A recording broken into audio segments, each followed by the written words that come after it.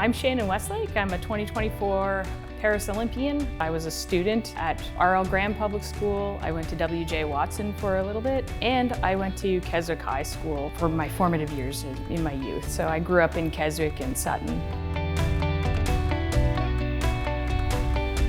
I started shooting as a youth in the cadet program, and I learned to love it. So much so that I started to kind of drop off other sports or take up other sports that were in the same realm, like biathlon, for example. Continued to excel, I guess, as a cadet, going to England on the national rifle team as a youth for the under-19 team. And then after I finished cadets, I continued to take up sport shooting for the World Long Range Shooting Championships. And I went there in 2015 in Australia. And then after that, in my early 20s, I decided to try Olympic-style shooting. So the rifle discipline is always safety first, and we're always focused on the marksmanship skills in order to be able to focus on each individual shot individually.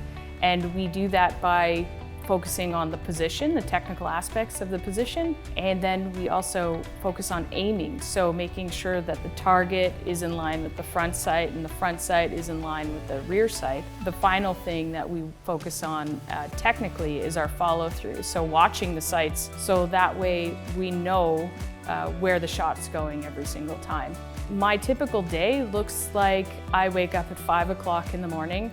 I do physical fitness for about an hour every day, and then I meditate for a minimum of 10 minutes, and I get ready for my work day because I work full-time. Representing Canada at the Olympics was an incredible experience. Leading up to the Olympics was the most rewarding thing because it took years of work to get there. 10 years of those minutes that I decided to put in when no one was watching. And it's an overwhelming sigh of relief to finally get to that point when you've worked so hard to get there. And I guess most athletes will all experience, no matter the sport, the same level of excitement getting there and then trying to enjoy the experience. So that's really the amazing part of being there. The thing that I took away from the Olympics was that it wasn't just one day that makes you who you are.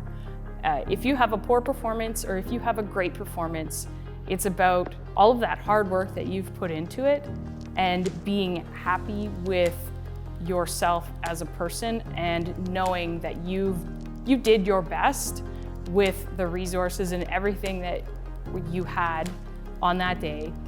No matter what happens, you have a huge support system there with you from when you were a kid here in elementary school, teachers who have supported you throughout the years. Even one minor comment that they made that supported you going through will impact you and you'll remember it.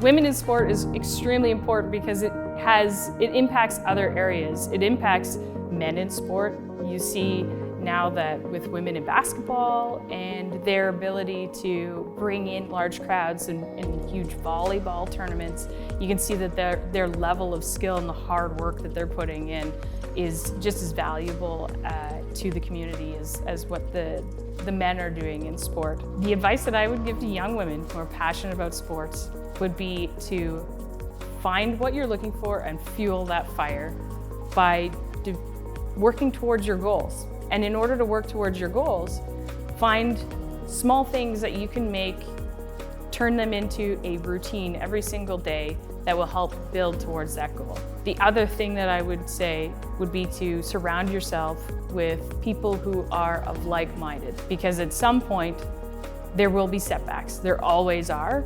And you'll have then surrounded yourself with people who will be able to help get you back on the same track or in the same path that you want to be on.